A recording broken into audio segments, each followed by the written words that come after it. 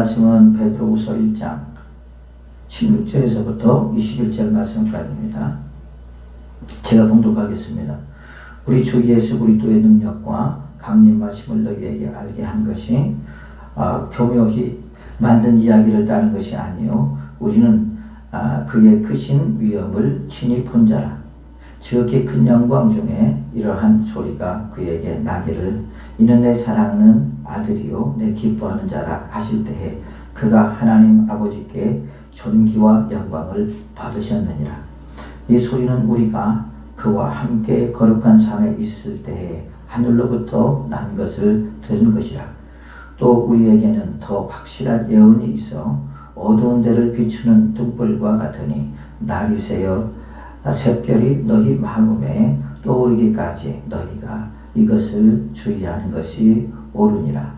먼저 알 것은 성경의 모든 예언은 사사로이 풀 것이 아니니 예언은 언제든지 사람의 뜻으로 낸 것이 아니요 오직 성령의 감동하심을 받은 사람이 하나님께 받아 말한 것입니다. 아멘.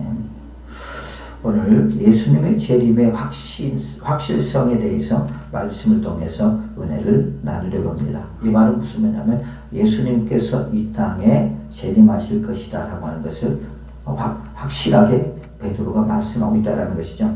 자, 베드로는 베드로후서 1장 3절에서부터 11절에 성도를 도덕적 탈선으로 미혹하는 이단의 공격에 대하여 성도의 경건과 또한 성결의 삶에 대한 교훈을 주었고요.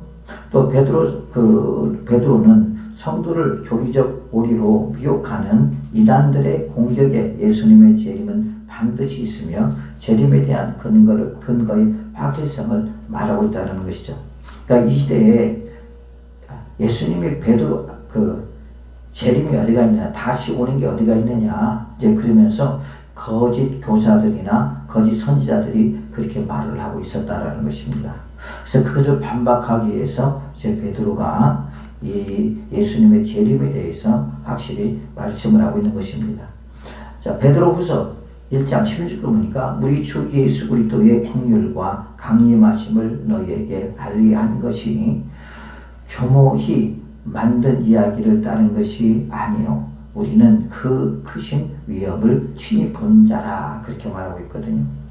여기서 우리 주 예수 그리스도의 능력과 강림하심을 너희에게 알게 한 것이라고 하는 말은 능력과 그 다음에 강림은 서로 밀접하게 연관되어 나타납니다. 강림의 헬라어 파르시아는 일반적으로 영광 중에 오실 그리스도의 재림이라는 종말론적인 의미로 사용하고 있습니다.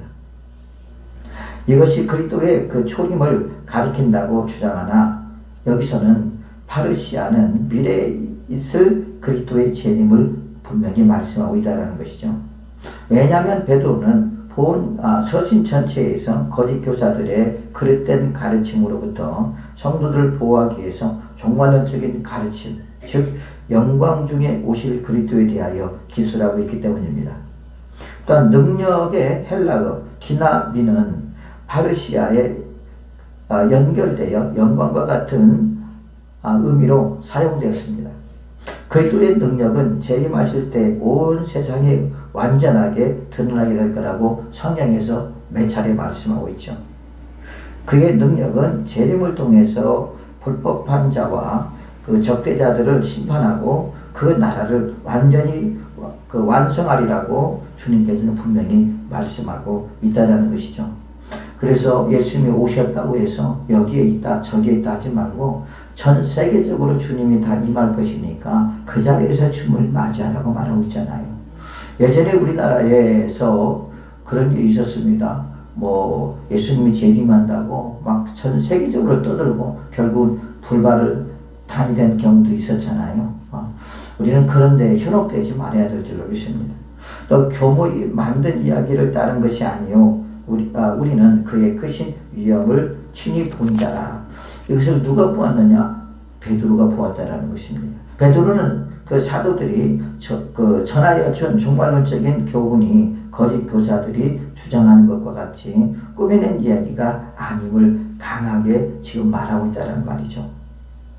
당시 거짓 교사들은 사도들의 종말론적인 권면이 말씀을 받은 사람들로 하여금 두려우게 만들었다라는 말입니다. 자, 그러다 보니까 이것을 어떻게 했냐, 마치 사실로 말하는 것이 아니라 우화적으로 해석을 했다는 것이죠. 그러니까 사람들이 우화적으로 해석하다 보니까 이것을 믿을 리가 없겠죠.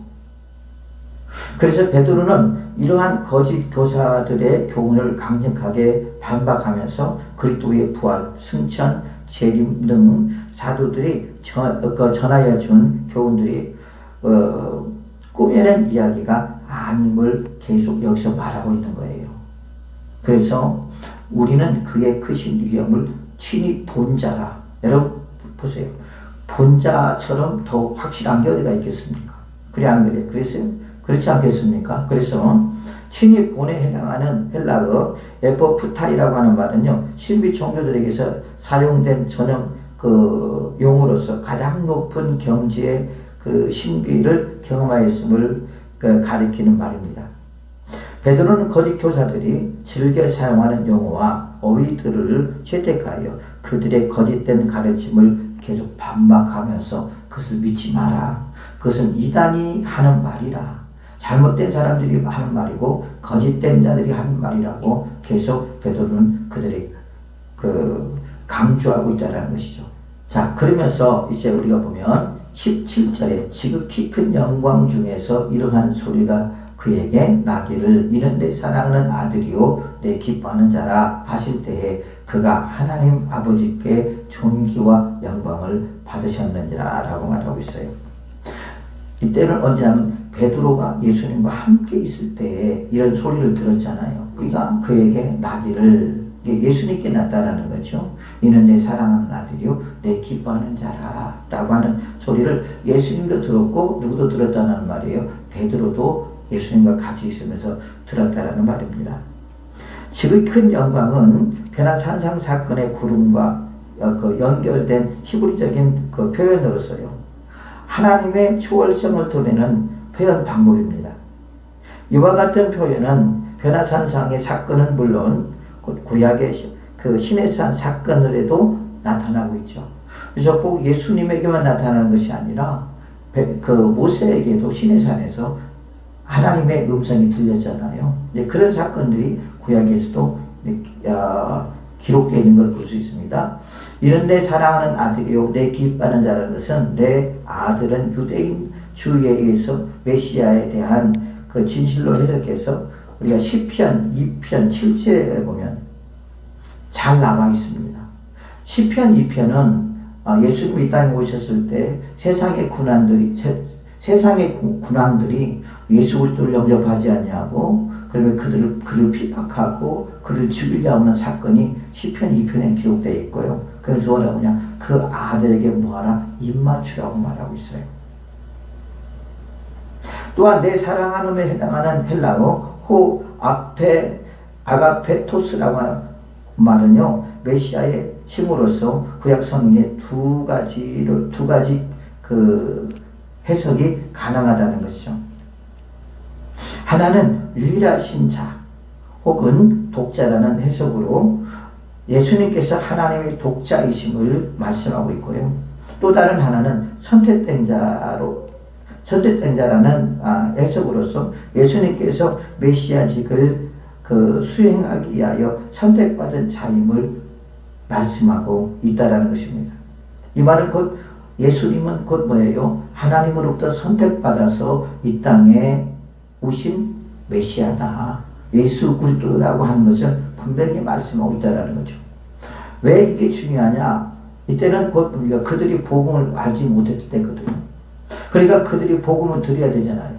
또한 복음을 들었음에도 불구하고 어떤 교리적인 측면이나 그런 면에서 아직 말씀의 경고함이나 경고함이 좀 없었기 때문에 아마 그렇기 때문에 더 이제 여러 가지의 부수적인 이야기들이 이렇게 흘러나오는데 그 부수적인 이야기들이 참된 진리가 아니라 거짓된 진리고 그것을 꼭 어떻게 그럴 수가 있겠느냐. 예수님이 이제 하나님 나라로 올라가는데 어떻게 다시 올 수 있겠느냐라고 하는 그런 반론을 제기하는 사람들에게 말했다고 할 수가 있겠습니다.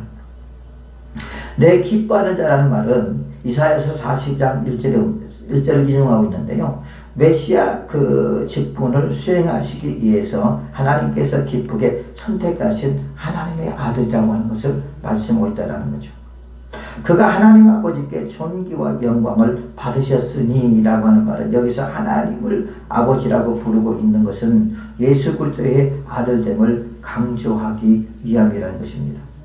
존귀와 영광의 헬라어 티멘카이 독산이라고 하는 말은요, 일반적으로 한 짝을 이루고 있는 단어입니다.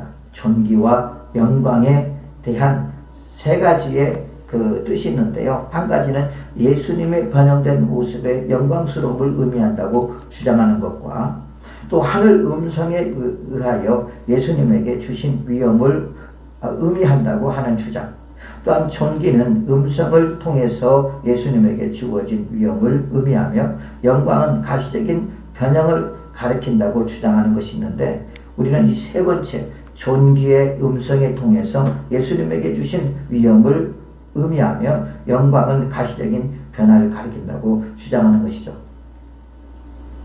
그래서 종말은 있다 없다? 종말은 반드시 있다. 그리고 주님께서는 어떻게 하신다? 반드시 이 땅에 오신다라고 하는 것이죠. 그래서 베드로는 지금 17절에 보면 지극히 큰 영광 중에 이러한 소리가 그에게 나기를, 그는 예수 그리스도를 말하는 것이고 자기도 그 말을 들었다는 말이죠. 그렇죠? 나기를 이는 내 사랑하는 아들이요 내 기뻐하는 자라 하실 때에 그가 하나님 아버지께로 존귀와 영광을 받으셨느니라. 왜? 자신이, 베드로가 그 현장에 있었기 때문에.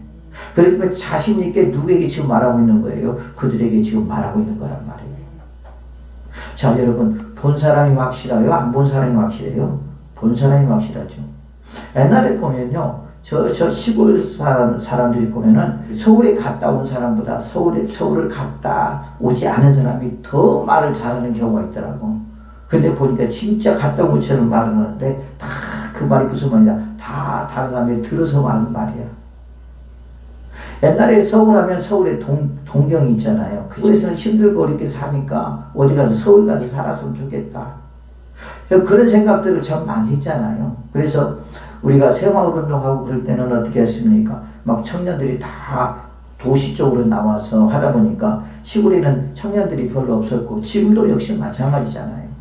다 이제 도시 쪽에 집중해 있습니다. 왜냐하면 살기가 그만큼 좋기 때문에 그런 거죠. 문화적인 혜택도 누릴 수 있고, 또한 돈도 그 직장도 잘 다룰 수 있고 그렇잖아요. 그러나 도시에 그 시골에서는 뭘 하게 되죠? 땅을 파야 돼요. 농사를 지어야 돼요. 그냥 요즘 농사 짓고 싶은 사람들이 어디가 있어요. 물론 젊은 사람들도 농사에 대한 꿈을 가지고 귀농하는 사람도 있기는 있겠지만은 그렇게 많지는 않다라는 거죠.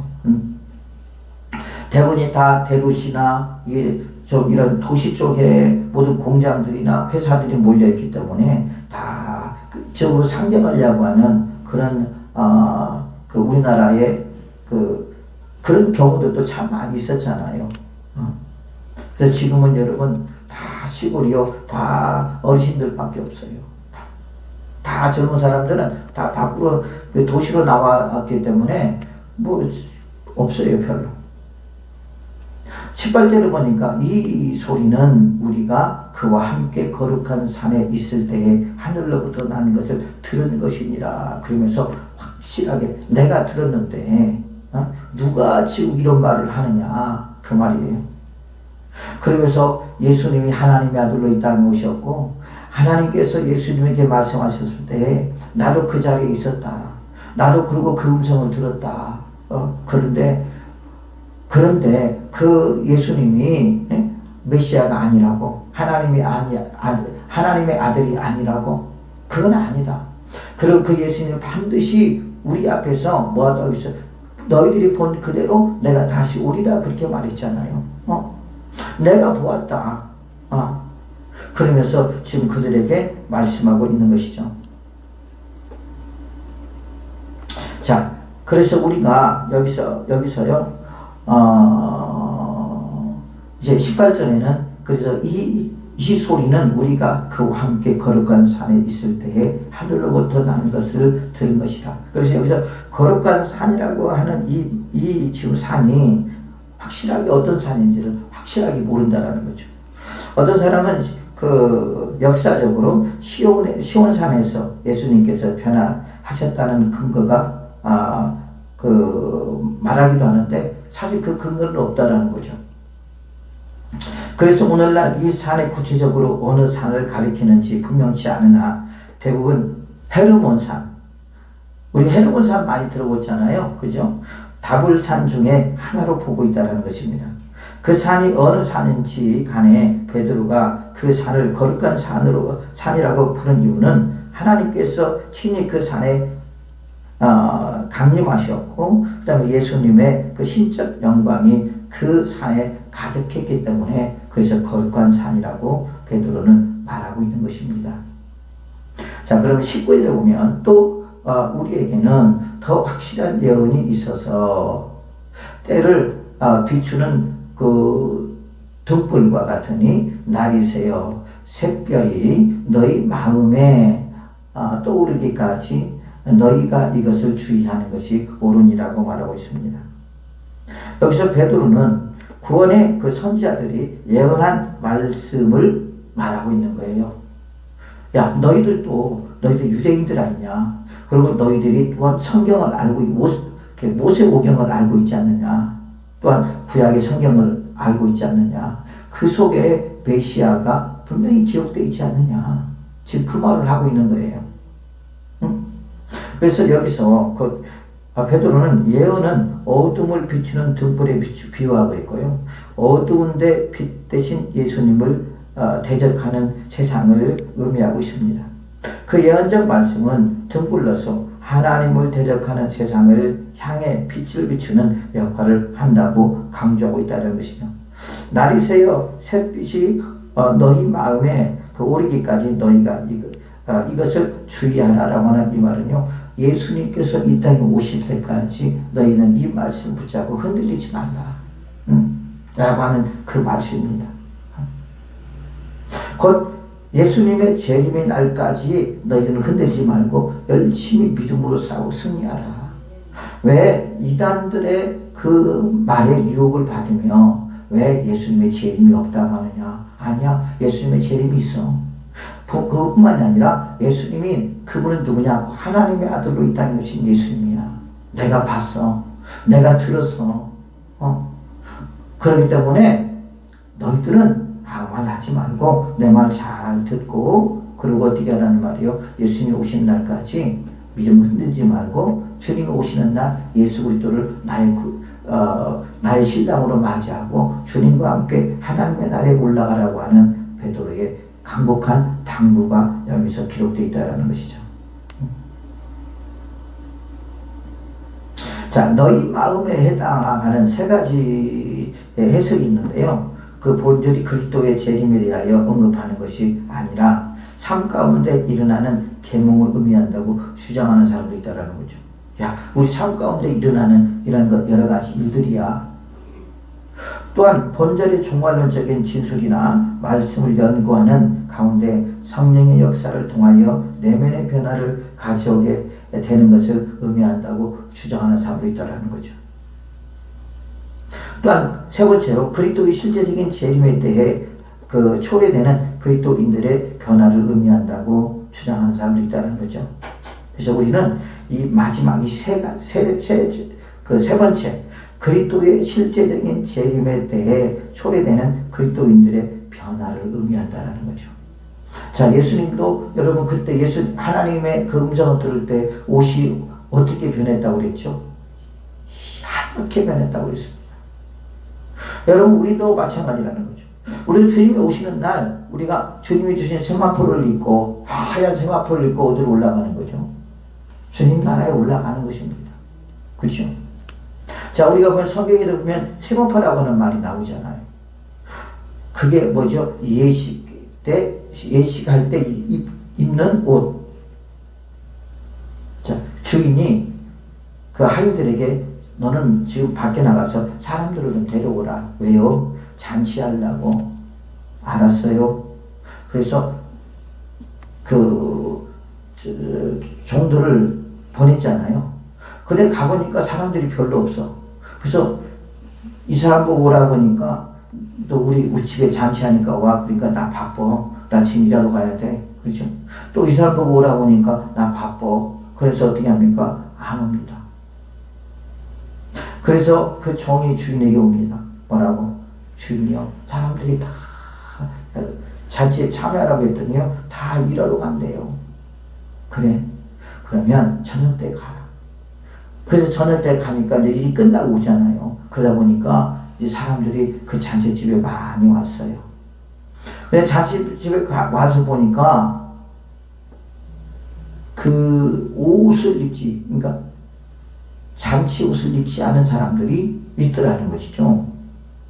그러니까 너는 어찌하여 잔치 옷을 입지 않았느냐? 그리고 어떻게 했죠? 그를 쫓아냈다고 했어요.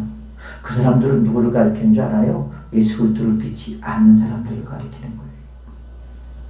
이 잔치집에는 누가 참여하게 되느냐? 곧 예수 그리스도를 믿는 사람들이 참여하는 것이 이 천국 잔치인 줄로 믿습니다. 그래서 거기서 쫓겨난 사람들이 있었다는 거죠. 저와 여러분들은 그런 사람이 한 명도 없기를 예수 이름으로 축원드리겠습니다. 자, 20절 보니까 그렇게 말하고 있어요. 뭐라고냐? 먼저 알 것은 성경의 모든 예언을 사사로이 풀 것이 아니니라. 여러분, 성경은 우리가 함부로 풀면 안 돼요. 다 보면 짝이 있더라고, 짝이. 짝이 있는데 그 짝을 다 맞추면서 풀어야 되고요. 또한 뭐냐면 성령을 따라 풀어야 됩니다. 아까 제가 감상을 이제 그 설교를 준비하다가 비추는 등불과 같으니 날이 새어 샛별이 너희 마음에 따라 떠오르기까지 너희가 그것을 주의하는 것이 옳으니라. 이 말이 무슨 말인지 잘 이해가 안 가더라. 하나님 도대체 이게 무슨 말이에요? 그런데 내 마음속에서 무슨 말 생각이 떠오냐면 예수님이 오실 때까지 너는 정신을 차고 기다리라고 하는 거야. 예수님이 오시는 날까지를 말하는 거야. 그래서 내가 주석을 보니까 진짜 그러는 거야. 신기하지 않아요? 그래서 내가 감사합니다. 그래서 하나님께서 저에게 이렇게 주신 은혜에 감사하다고 그랬어요.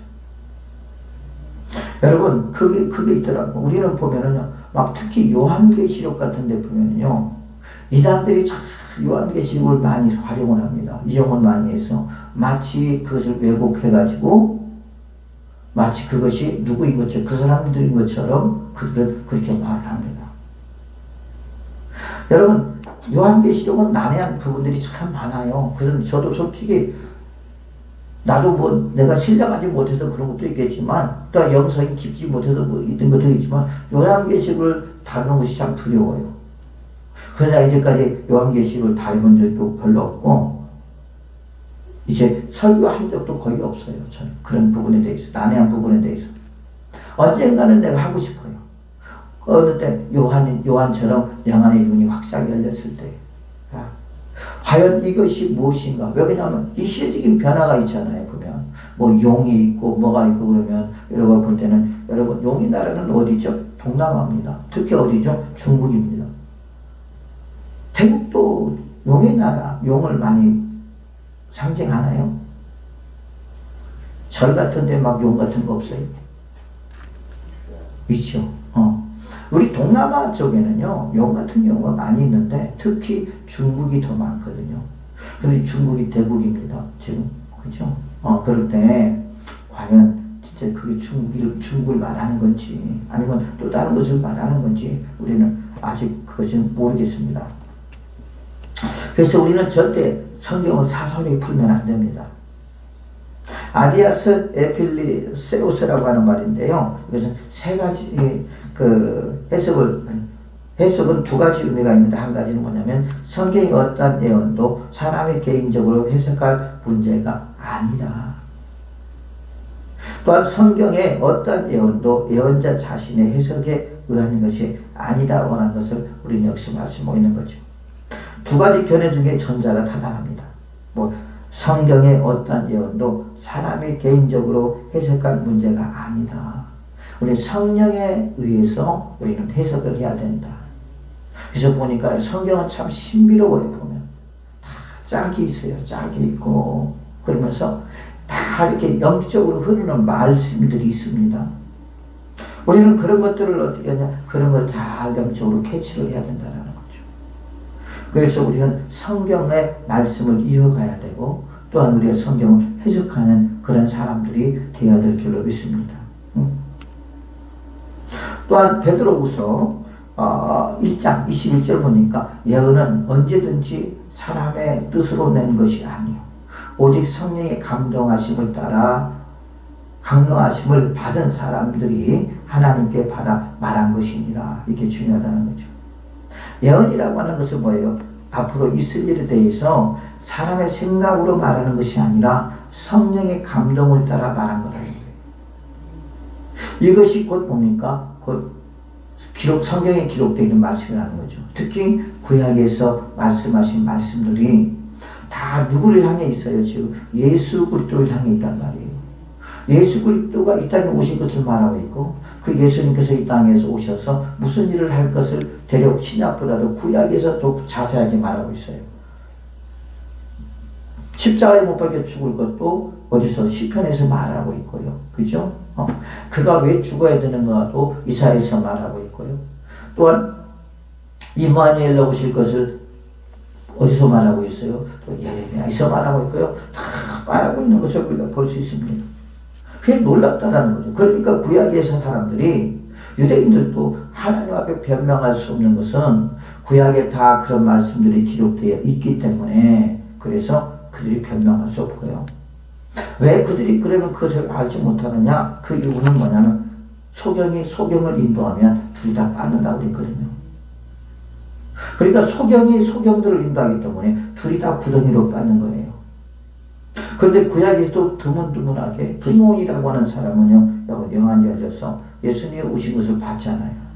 예수님이 어린 아이를 데리고 강포에 싸서 예루살렘으로 성으로 들어갈 때 그분이 예수님이라는 걸 알고 그 앞에 경배를 하잖아요.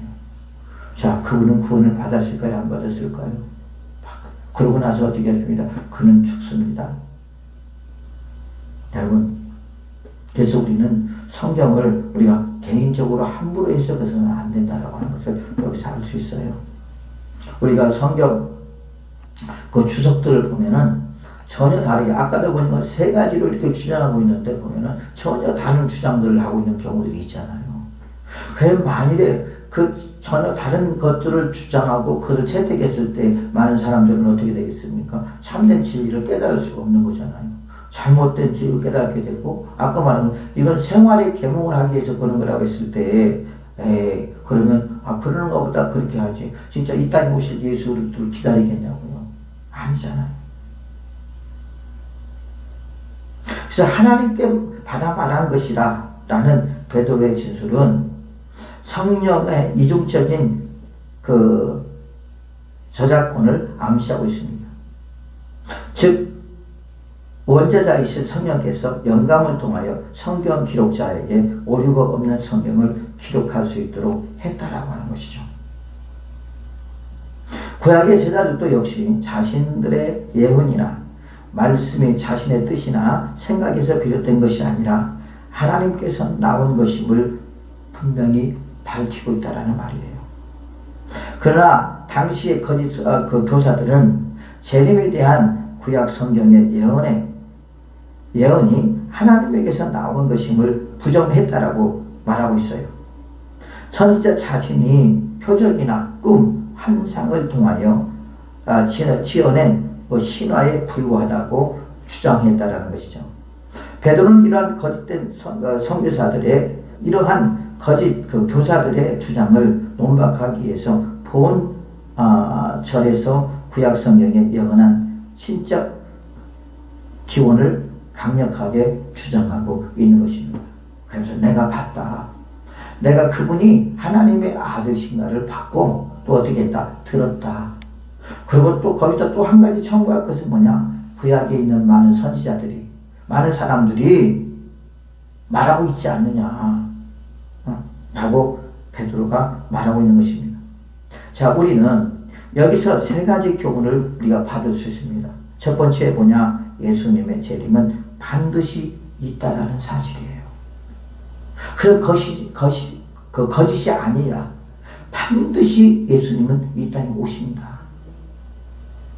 누가복음 3장 22절 보니까 성령이 비둘기 같은 형체로 그의 위에 임하시나니 하늘로부터 소리가 나기를 너는 내 사랑하는 아들이요 내 기뻐하는 자라 하시니라 그랬어요. 이것이 보니까 베드로도 같이 들었던 사건이잖아요. 고린도전서 15장 23절 보니까 그러나 각각 자기 차례대로 되리니 먼저는 첫 열매인 그리스도요 다음에는 그가 강림하실 때에 그리스도에게 속한 자요 라고 말하고 있고요. 데살로니가전서 1장 10절 보니까 또 죽은 자들 가운데서 다시 살아나신 그의 아들이 하늘로부터 강림하실 것을 너희가 어떻게 기다리는지를 말하니 이는 장래에 노하시면서 우리를 건지시는 예수라. 그래서 우리는 어떻게 해야 돼요? 이 땅에 오실 예수님을 기다리며, 그죠? 그분이 우리를 마지막 때 내 이름을 불러줄 것을 우리가 기다리며 우리가 살아가는 하나님의 사람들이 될 줄로 믿습니다. 데살로니가전서 2장 19절 보니까 우리의 소망이나 기쁨이나 자랑의 면류관이 무엇이냐? 그가 강림하실 때에 우리 주 예수 앞에 너희가 아니냐? 예수님이 오실 때에 주님께서 우리에게 상 주시지 않겠느냐? 그 말이에요. 그러니까 열심히 뭐예요? 믿음의 생활을 하라는 말입니다. 신랑 되신 예수님을 열심히 우리가 맞을 준비를 하라는 것이죠. 데살로니가전서 3장 13절 보니까 너희는 마음을 굳건하게 하고 우리 주 예수 그리스도의 그의 모든 성도와 함께 강림하실 때에 하나님 우리 아버지 앞에서 거룩함에 흠이 없게 하시기를 원하노라.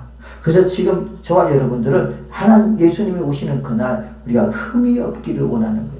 그래서 흠이 없기를 원하게 하여 우리를 지금도 연단하고 훈련하고 있는 줄로 믿습니다. 또한 데살로니가전서 4장 15절 보니까 우리가 주의 말씀으로 너희에게 이것을 말하노니 주께서 강림하실 때까지 우리 살아남아 있는 자도 자보다 결코 앞서지 못하리라. 그래서 깨어있으라는 말이에요. 자지 말라는 말이에요. 영적으로 깨어있고 절대 자면 안 된다. 왜? 주님이 언제 오실지 모르니까. 그게 뭐죠? 그게 열천의 비유잖아. 열천의 비유. 그래 안 그래요? 그죠? 열천의 비유. 데살로니가전서 4장 16절 보니까 주께서 호령과 천사장의 그 소리와 하나님의 나팔 소리로 친히 하늘로부터 강림하시리니 그리스도 안에서 죽은 자들이 먼저 일어나고, 여기 이 죽은 자들은 누구를 가리키냐? 우리보다 먼저 죽은 자들이 부활한다는 거예요. 그리고 뭐냐? 우리가 올라간다. 그러니까 여러분 우리가 무덤이 열어진다. 그러면 주님이 오신다고 생각해야 돼. 오셨다고 생각하셔야 돼. 왜? 죽은 자가 먼저 무덤에서 일어나니까. 그리고 누가 올라가요? 저와 여러분이 이제 올라간다고 말하고 있어요. 순서가 있다는 거죠. 그러니까 공동묘지에 있을 수는 없고, 혹시 거기를 지나가다가 무덤이 열린다 그러면 주님이 오신다고 생각하셔야 돼요. 뭔 말인지 아시겠습니까? 귀신의 역사가 아니라고. 아닙니다. 자, 데살로니가전서 5장 23절 보니까 평강의 하나님이 친히 너희를 온전히 거룩하게 하시고 또 너희의 온 영과 혼과 몸이 우리 주 예수 그리스도께서 강림하실 때 흠이 없게 보존되기를 원하노라. 데살로니가후서 1장 10절 보면 그날에 그가 강림하사 그의 성도들에게 영광을 받으시고 모든 믿는 자들에게 놀랍게 여김을 얻으리니 이는 우리의 증거가 너희에게 믿어졌음이니라. 그렇게 말하고 있고요. 데살로니가후서 2장 8절 보면 그때에 불법한 자가 나타나리니 주 예수께서 그 입의 기운으로 그를 죽이고 강림하여 나타나심으로 패하리라. 그러니까 예수님이 오실 때에 누구도 나타난다는 말이에요. 불법한 자, 우리를 미혹하고 유혹한 자들도 나타난다는 거죠. 그래서 뭐예요? 우리를 유혹한다, 미혹한다는 거죠. 그러나 예수님께서 가만히 두지 않는다. 그들을 피하게 만든다라고 말하고 있거든요. 그러니까 우리는 두려워할 것이 없다는 거예요. 또한 야고보서 5장 7절 보면 그러므로 형제들아 주께서 강림하시기까지 길이 참으라. 보라 농부가 땅에서 나는 귀한 열매를 바라고 길이 참아 이른 비를과 늦은 비를 기다리나니. 농부가 봄에 그 식물을 심어놓고 그죠? 그리고 겨울까 그러면 어디까지 가을 때까지 기다리잖아요. 그래 안 그래요? 추수 때까지 쉽게 말해. 그죠? 농부가 봄에 심어갖고 그 다음에 가을에 추수 때까지 기다렸다가 이제 그 익으면 뭘 된다고 그랬죠? 낫을 된다 그렇게 말하고 있습니다. 그래서 농부가 기다리는 것처럼 너희들도 예수 그리스도를 기다리라는 말이야. 어? 베드로후서 오늘 본문에 맞춰 1장 주면 우리 주 예수 그리스도의 능력과 강림하심을 너희에게 알게 한 것이 교묘히 만든 이야기를 따는 것이 아니요 우리는 그의 크신 위엄을 친히 본 자라. 누가 봤어요? 베드로가 봤다라는 말이죠. 그죠? 이르되 주께서 강림하시는 약속이 어디 있느냐? 주상들이 잔 후로부터 만물이 처음 창조될 때와 같이 그냥 있지 않느냐? 지금 예수님이 오신다고 지금 2000년 전에도 말씀하고 있다. 금방 오리라. 너희들이 동네를 다 돌지 않을 때 오리라. 그렇게 했어요, 안 했어요? 했거든요. 근데 지금 몇 년이 됐어요? 2000년이 넘었어요. 에이, 예수님이 안 오시겠네. 예수님 때 그렇게 말했는데 지금도 안 오는데 예수님이 오시겠어? 사람들이 그럴 수 있다는 거죠. 그러나 아니라는 거예요. 주님은 반드시 오신다고 말하고 있습니다. 요한일서 2장 28절 보니까 자녀들아 이제 그의 안에 거하라. 이는 주님께서 나타나실 바 되면 그가 강림하실 때 우리로 담대함을 얻어 그 앞에서 부끄럽지 않게 하려 합니다. 부끄러운 것이 뭐예요? 구원받지 못하는 거예요. 주님과 함께 주님 나라에 못 들어가는 것입니다. 어느때요? 깨어있지 못하면요.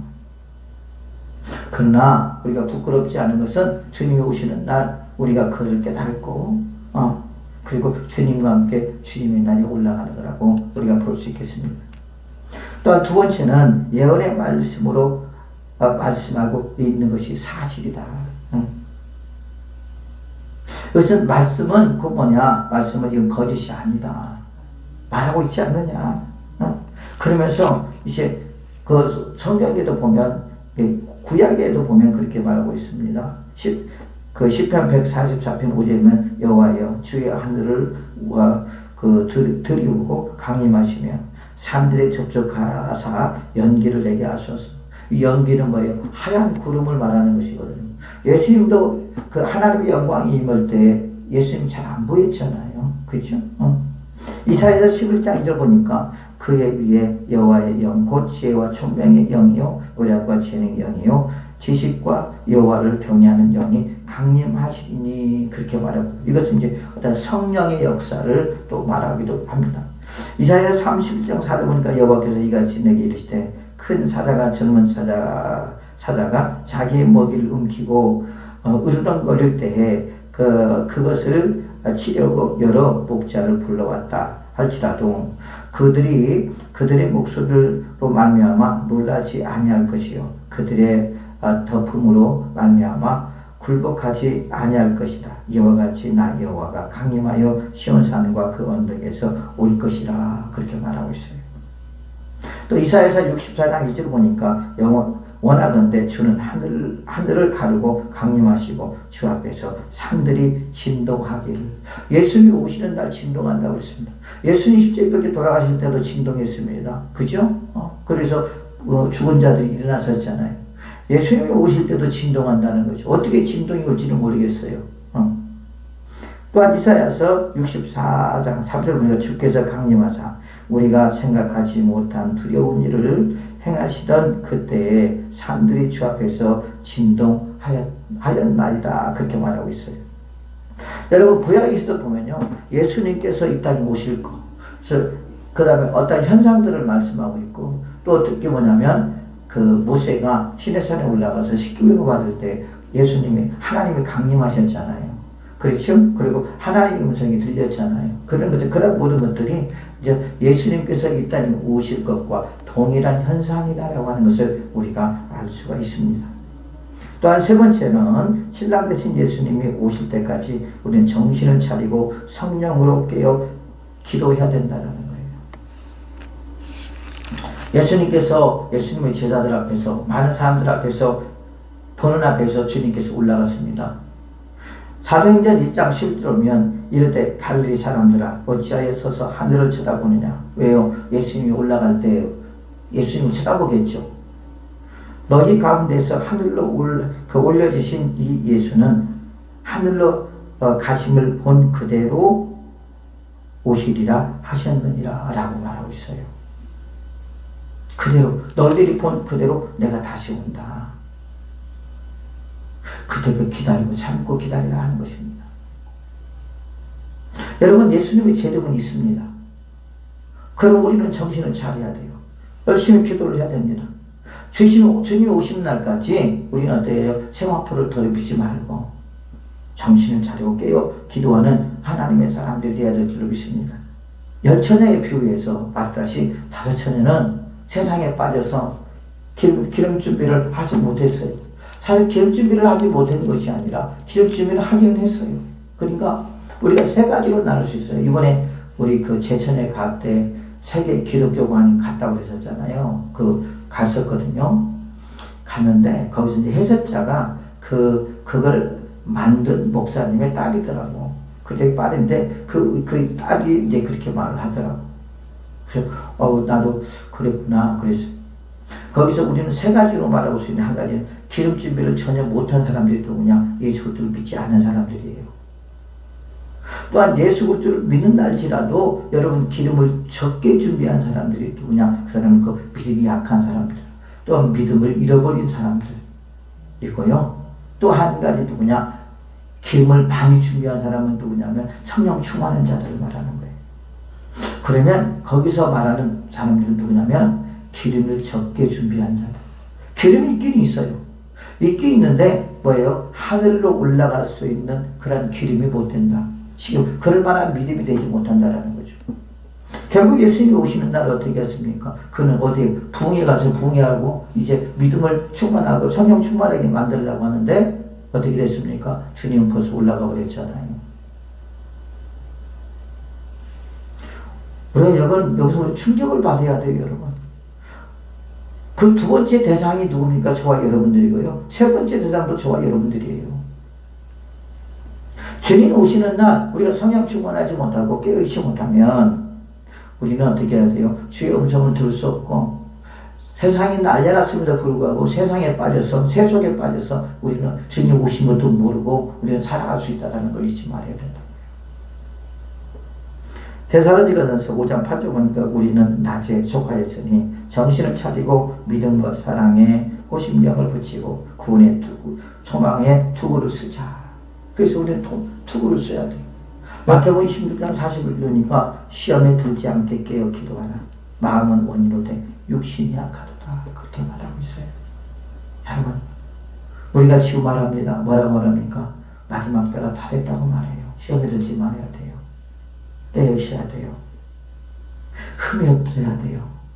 주님께서 우리가 오늘도 이렇게 우리를 살려주신 것은 흠 너무 많기 때문에 흠이 없고 그래서 주님이 오시라는 날 우리를 오락게 하시려고 오늘도 우리가 우리의 생명을 연장시켜준 줄로 믿습니다. 정신을 차리고 깨어 기도하는 저와 여러분 되시기를 예수님의 이름으로 축복을 드리겠습니다. 그러면서 베드로는 그렇게 말하고 있어. 예수님의 재림은 있다. 내가 봤다. 내가 들었다. 그리고 성경이 말하고 있지 않느냐. 이 성경은 오리가 없는 성경이고 이 성경은 사람의 개인적인 생각으로 기록한 것이 아니라 성령의 감동에 의해서 기록된 것이니 성경을 믿더라 라고 베드로가 이 사람들에게 말하고 있는 줄로 믿습니다. 또한 저와 여러분에게 말씀하고 있는 줄로 믿습니다.